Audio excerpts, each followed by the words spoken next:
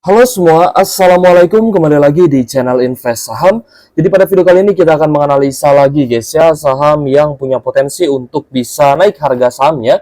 Karena saham ini rutin bagi dividen, labanya juga naik signifikan. Lalu kita lihat penjualan ekspornya juga bagus ya, ada peningkatan dan rasio hutang juga masih aman. Apakah saham ini bagus untuk investasi jangka panjang? Langsung saja kita analisa guys ya. Tapi sebelum lanjut, disclaimer on, video ini bukan ajakan jual beli saham dan seluruh keputusan investasi tentunya menjadi tanggung jawab pribadi masing-masing sebagai investor di pasar modal Indonesia. Saham yang akan kita bahas pada video kali ini adalah saham Mayora guys ya. Di mana Mayora dengan kode saham MYOR mencetak laba yang naik 64,4% dan mencapai 3,19 triliun rupiah di 2023 ya guys ya. Kita ketahui bahwa Mayora ini sudah rilis laporan keuangan kuartal 4 2023. Jadi untuk kinerja full year-nya ini sudah kita bisa lihat dan ada kenaikan laba ya guys ya, 64,4% di tahun 2023 lalu. Nanti kita akan lihat juga apakah dividennya menarik atau tidak guys ya. Kita akan coba baca dulu di sini update news dari emitennews.com. PT Mayora Indah Tbk atau MYOR mencatatkan laba bersih sebesar 3,19 triliun pada tahun 2023. Hal tersebut meningkat ya 64,44% dari capaian tahun sebelumnya di tahun 2022. Dalam rincian penjualan domestik Mayora mencapai 17,77 triliun hingga akhir 2023, mengalami penurunan tipis ya dari angka 17,8 triliun pada tahun 2022 lalu. Sementara penjualan ekspor Mayora mencapai 13,71 triliun pada tahun 2023, mengalami kenaikan ya dari 12,89 triliun pada tahun sebelumnya. Nah, jadi di sini untuk penjualan ekspornya ternyata ada peningkatan guys ya untuk produk-produk yang diproduksi oleh Mayora ya. Ada produk-produk seperti permen, lalu biskuit juga gitu guys ya. Nah, teman-teman juga bisa lihat di sini company background-nya. PT Mayora Indah Tbk bergerak dalam bidang pembuatan makanan, permen, biskuit. Perusahaan menjual produknya baik domestik ataupun luar negeri ataupun ekspor ya. Perusahaan mulai beroperasi secara komersial itu pada bulan Mei 1978. Jadi dapat kita kategorikan bahwa Mayora ini adalah perusahaan yang sudah lama berdiri guys.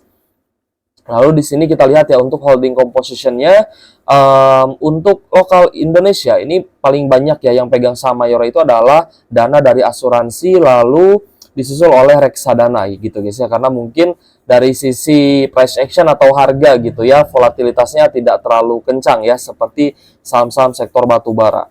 Lalu ada dana pensiun dan juga individual ya.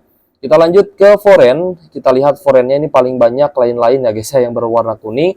Lalu ada dana sekuritas dan juga reksadana seperti itu. Nah, yang menarik dari Mayora ya, di mana presidennya yaitu Andre Sukendra Atmaja ini memegang juga ya guys ya saham Mayora. Lalu ada Ricky Afrianto Gunadi, nah ini juga memegang saham Mayora. Jadi kalau misalkan direksi dan juga komisarisnya itu memegang sahamnya, berarti mereka juga sebenarnya optimis gitu ya dengan perusahaan yang mereka operasikan seperti itu. Dari shareholders kita lihat ya untuk komposisi pemegang saham masyarakat ya, di sini ada sekitar 15,47%. Sementara sebagai pengendali ada Yunita Branindo memegang 32,93% dan ada Mayora Dana Utama memegang 26,14%. Listing pada tahun 4 Juli 1990 guys ya. Nah, nanti kita akan lihat ya untuk historical dividennya apakah menarik atau tidak untuk dividen 2024 ini. Lalu kita lihat juga dari sisi fundamental, kalau misalkan dari price action ya, kita nanti juga bahas, karena di 1 minggu terakhir memang mengalami penurunan ya, 5,26%, close di 2340. Sedangkan di hari Jumat lalu itu turun 1,27%, close di 2340 per lembar sahamnya. Kita akan cek dari sisi valuasi, PE ratio di angka 16,38 kali dan PBV di angka 3,48 kali. Kalau dari price to earning ratio sebenarnya ya Mayora ini masih punya potensi yang cukup bagus ya, PER-nya tidak terlalu tinggi gitu guys ya. PER tinggi itu di atas 20 guys. Kalau misalkan masih di angka 16 ya sudah mendekati angka tinggi lah ya untuk valuasi. Tapi kalau misalkan dari PBV-nya saya akui di sini juga sebenarnya tidak bisa kita katakan PBV yang murah seperti itu. Lalu untuk kinerja ya 2023 di sini net income secara annualized 2023 mengalami kenaikan yang cukup signifikan dari 1,9 triliun menjadi 9,1 triliun, which is good ya untuk kuartal 4 saham Mayora ini ada kenaikan yang cukup signifikan nih dari 858 miliar menjadi 1,1 triliun. Kinerjanya bagus, kita lihat dari rasio keuangan, cash-nya di angka 4 triliunan, total aset 23 triliun, liabilitas 8 triliun, dan ekuitasnya di angka 15 triliun.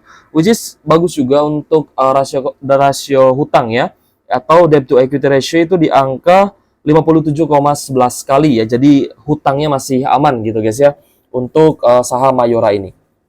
Apalagi tadi kita lihat ya, untuk penjualan ekspornya itu ada peningkatan yang seharusnya ketika dolarnya naik ya, sebenarnya Mayora ini bisa saja diuntungkan gitu guys ya, kalau misalkan tidak punya hutang dalam bentuk dolar seperti itu.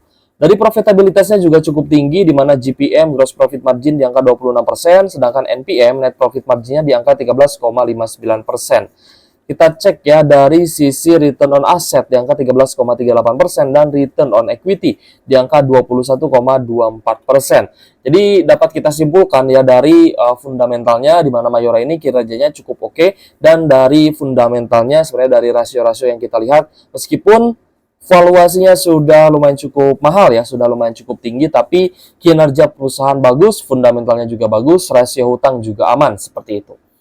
Oke, kita akan coba lihat ya di sini dari beban-beban yang terdapat ya di tahun 2023. Ini adalah income statement yang disimpulkan ya oleh sekuritas dari laporan keuangannya. Di mana total beban pokok penjualan ini sebenarnya ada penurunan. Lalu kita lihat juga ya beban penghasilannya, ini penghasilan dan beban lainnya ada beban ternyata guys ya. Lalu untuk total beban usahanya ada penurunan juga ya, dari 4,4 triliun menjadi 4,1 triliun. Kita cek juga di sini beban pajak ya guys ya. Beban pajak tentunya ada peningkatan ya, karena penghasilannya juga tinggi ya, dari 500 miliar menjadi 849 miliar. Sedangkan laba bersih yang dapat diatribusikan tadi kita lihat juga ya, dari 1,9 triliun naik menjadi 3,2 triliun. Kita cek dari historical dividend. Untuk dividennya ini terrecord ya dari tahun 2009 ini sudah rutin membagikan dividen. Bahkan di tahun pandemi pun ya 2020 Mayora ini masih bagi dividen gitu guys. Jadi untuk Mayora kalau misalnya kita perhatikan ya, biasanya bagi di sekitar bulan Juni dan juga bulan Juli ya. Tapi di tahun 2021 ada yang bagi di bulan Agustus, dan yang bikin saya tertarik adalah di mana Mayora ini ternyata pernah bagi dividen di angka 300 per lembar saham. Itu guys ya. Ada di angka 100, 130, 230, 160 dan 300 rupiah per lembar saham. Padahal kalau misalkan kita lihat dari historical price-nya, ini juga sebenarnya dari imbal hasil ya, tidak ada kenaikan. Maksudnya tadi kan dividennya lumayan cukup besar ya, ada yang 300 gitu ya, tapi imbal hasilnya tetap 0,78%. Mungkin saja ya ini ada stock split ya guys ya. Mungkin ya ada stock split-nya ini. 1:25 ya di tahun 2016. Berarti harga Mayora ya ini sempat naik tinggi ya guys ya di tahun 2016. Meskipun bagi dividen 300 per lembar saham, tapi dari sisi imbal hasilnya tetap tipis ya guys ya, sekitar di bawah 1% gitu untuk dividen yield-nya. Nah ini make sense ya, karena kita lihat ada stock split 1:25 di 2016 seperti itu guys ya. Oke guys, kita lanjut melihat price action ya untuk Mayora. Apakah ada potensi kenaikan ya guys ya? Kalau misalnya kita lihat untuk Mayora ini sempat turun ya guys ya ke level 2260, lalu di sini juga 2280 dan di level 2300-an. Nah, saya rasa untuk Mayora ya ini punya potensi untuk lanjut turun lagi, tapi selama tidak tembus di bawah 2260, saya rasa Mayora bisa ada potensi rebound lah ya untuk Mayora. Karena stokastik ya ini masih turun, jadi sebenarnya ada potensi penurunan. Semoga saja bisa mantul ya di 2260-an gitu guys ya. Karena ketika ada oversold ya ada jenuh jual, kemungkinan ada potensi untuk bisa lanjut naik. Dan kalau misalkan rebound lagi, potensial upside-nya sampai di 2800-an ya guys ya, 2850 sebenarnya. Tapi kita bulatkan aja ya. Di level support ya, dari level support ya, siapa tahu dia turun lagi guys ya. Dari 2260 kita cek sampai 2800, ini ada potensial upside sampai 24%-an. Jadi kalau misalkan teman-teman mungkin lagi cari saham consumer good ya yang menarik dan juga fundamentalnya bagus, Mayora bisa masuk ke dalam watchlist, tapi disclaimer on guys ya. Kembali lagi teman-teman harus do your own research seperti itu, atau Dior. Nah, jadi untuk saham-saham sektor consumer good ya memang kalau misalkan kita perhatikan dari dividennya itu tidak terlalu tinggi, masih kalah jauh lah dengan saham-saham perbankan, dengan saham-saham di sektor batubara kalau misalkan kita bandingkan dari sisi dividen. Yang paling menarik mungkin ya dari sisi dividen itu hanya Unilever. Tapi Unilever juga ibaratnya apa ya, kinerjanya mungkin sudah mentok gitu ya, tapi dari sisi dividen sebenarnya Unilever itu adalah salah satu saham yang dia apa ya, dia itu royal lah ya bagi dividen. DPR-nya pun kalau nggak salah ya itu di atas 80% ya. Kalau misalkan kita bahas ya tentang saham-saham consumer good ya, kita cek ya Unilever. Ya guys, di sini di 3 tahun terakhir 2020, 2021, 2022 DPR atau dividend payout ratio Unilever itu di angka 99%. Hampir 100% dibagikan ke ininya guys, dibagikan ke para pemegang sahamnya. Kita cek ya guys ya, shareholders-nya memang Unilever Indonesian Holding ini memegang 84,99%, tapi kita lihat dari kinerja EPS-nya ada penurunan dibandingkan tahun sebelumnya ya guys. Jadi berarti kinerja Unilever semakin turun, tapi kemungkinan dari sisi dividen ini masih bisa bagi dividen besar untuk Unilever. Nah, kita lihat ya guys ya di sini untuk Benjamin Graham Fair Value untuk harganya di harga 2.340 per lembar saham, harga wajarnya yang kita lihat ya di 1.291 dan harga EPS kali 10-nya itu di 1.400-an. Jadi kalau misalkan berdasarkan EPS ya guys ya, sebenarnya Mayora ini cocoknya ya di harga 1.400, 1.500 mungkin ya 1.200 seperti itu. Kalau misalkan PBV-nya mau lebih murah lagi ya, valuasinya ibaratnya imbang lah dengan kinerjanya seperti itu. Tapi kalau misalkan memang kualitasnya bagus gitu ya, kualitas perusahaannya bagus ya, sebenarnya PBV di atas 2 pun nggak masalah, hanya saja ini kan PBV-nya sudah di atas 3 gitu guys ya. Jadi saya rasa valuasinya tidak bisa kita katakan murah lagi seperti itu. Nah, jadi tadi sempat saya singgung Unilever ya guys ya, seperti ICBP, Unilever, INDF, kecuali Unilever ya, mungkin ICBP, Mayora ya.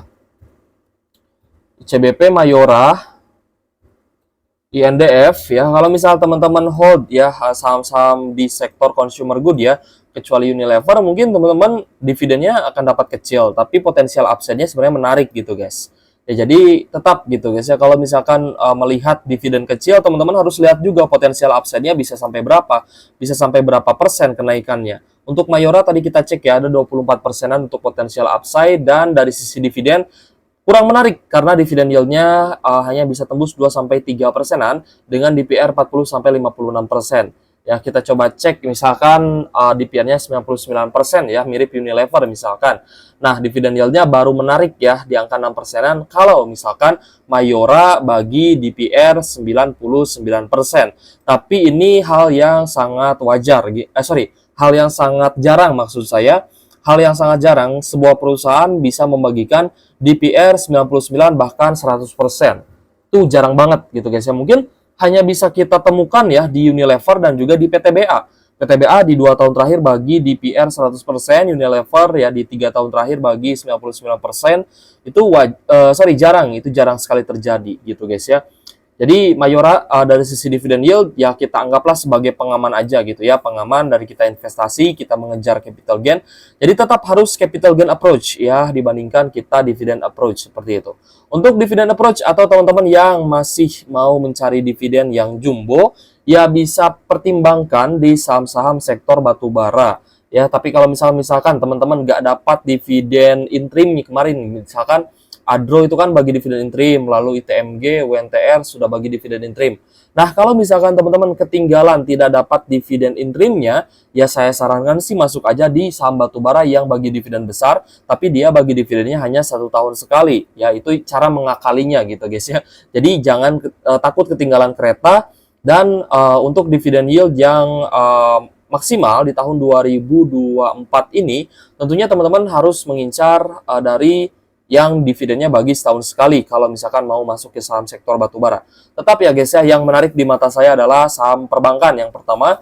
Jadi ketika saham perbankannya turun, misalkan nanti turun gitu ya, saya akan coba cari posisi untuk beli saham-saham sektor perbankan.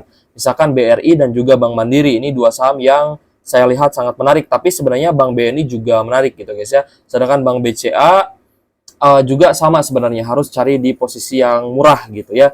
Jadi untuk saat ini saya skip dulu, saya lebih ke BNGA gitu. Mungkin untuk jangka panjang juga nanti BNGA dengan ini ya guys, dengan tambahan lainnya, bisa BRI, bisa Bank Mandiri ya, tergantung nanti turunnya mana dulu nih gitu ya.